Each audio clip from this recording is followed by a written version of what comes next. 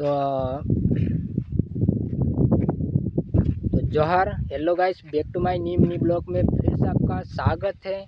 और हमारे इस छोटा सा चैनल में आपको छोटी सी जानकारी देने वाले हैं, जो कि अपने बीच में आज मुकेश सेनानी के बारे में अपन बात करते हैं। दुईलाड़ी का हलाई और कसु करी और कसु नहीं तो आखिरी और एंड तक हमारा ब्लॉग में तुमको आज बनिया रहो थी दोस्तों। इना वीडियो में तुमको आज मैं पूरी जानकारी के साथ दिखाने से दुईलाड़ी कहाँ बनाई और कसु करी और कहाँ ये असो तुम देख सकता कि दुईलाड़ी बनाने कोई वारली बात नहीं है। ये तो सब कुछ दुनिया का से कि गलत है और गलत है मतलब गलत है कसे।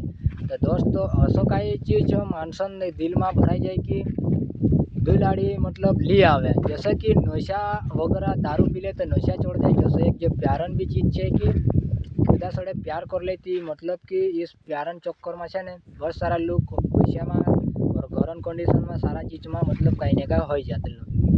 दोस्तों ये सब सारी चीज़ दुईलाड़ी बनाने कारण जो हतलो कि मतलब कि इस के कारण से